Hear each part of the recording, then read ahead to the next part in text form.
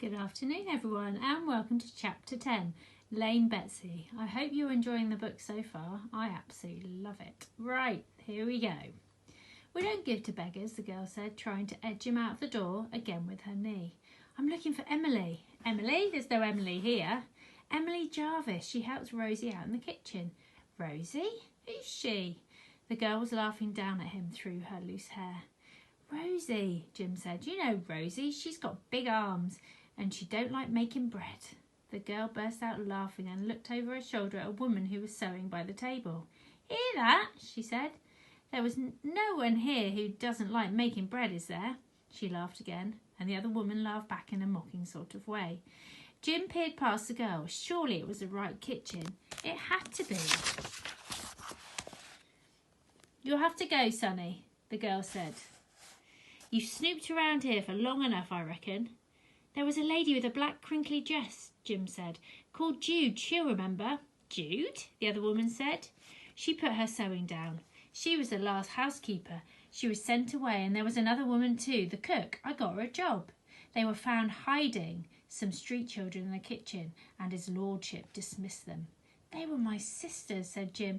The drumming in his head was so loud that he could hardly hear his own voice. Emily and Lizzie. Please, miss, where are they? Where's Rosie? The cook stood up and came to the doorway. She stood with her arms folded, frowning out at Jim. Her face softened when she saw him in the light. Are they workhouse clothes? She asked. Please don't send me back there, Jim begged.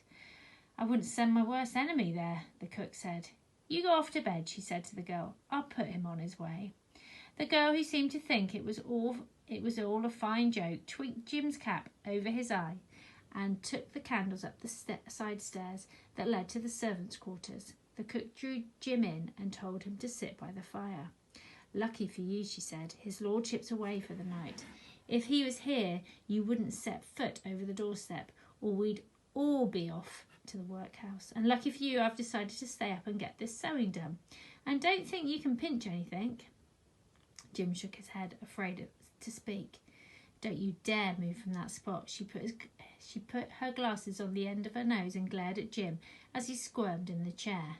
The heat from the kitchen made him drowsy. He slid his hand in his pocket and felt for the last bit of cheese. It had gone, and he knew that the boys sweeping the roads had pinched it. He tipped the last few breadcrumbs into the palm of one hand. Without saying anything, the woman put down her sewing and ladled some stew from the big pot on the hearth. She pushed the bowlful in front of him and winked without smiling, and Jim did his best to wink back. He ate in silence, and she sewed in silence, frowning at her needle as she rethreaded it, glancing at Jim over the tops of her glasses from time to time. Gradually, he sank asleep. Sometimes during the night he woke up and heard a little soft purring sound and knew that the cook was snoring into the pile of sewing, but then she would wake up with a snort and Jim would drift away again. And at last they were both startled out of their sleep by a sharp rapping on the glass and a voice calling out, 5:30, time to be alive. And there was a knocker-upper hobbling past the window on his morning rounds, and Jim and the cook were awake for good. She sent him out the backyard to fetch him water and sticks and got the fire going and a pot of water boiling on the hearth. The girl came downstairs yawning like a cat and scratched Jim's head as she passed him. You still here? He's going any minute, the cook said. As soon as the dairywoman comes, he's on the cart and away, and he's never coming back. That's right. Jim nodded. He wished they would ask him to stay. He liked the warm kitchen and the winking cook, and most of all he liked her warm, sweet-smelling bread. If only Emily and Lizzie were here too. This would be a fine place to stay. They heard a bell ringing out in the street, and the cook picked up a couple of jugs. Here's Lame Betsy now. Jim followed her out onto the road and up the steps. Lame Betsy was leading a knock-kneed horse from house to house, selling milk from a slopping churn on the cart. This boy, said the cook, pushing Jim forward, is looking for Rosie, and if she's right, she's a friend of yours, Betsy.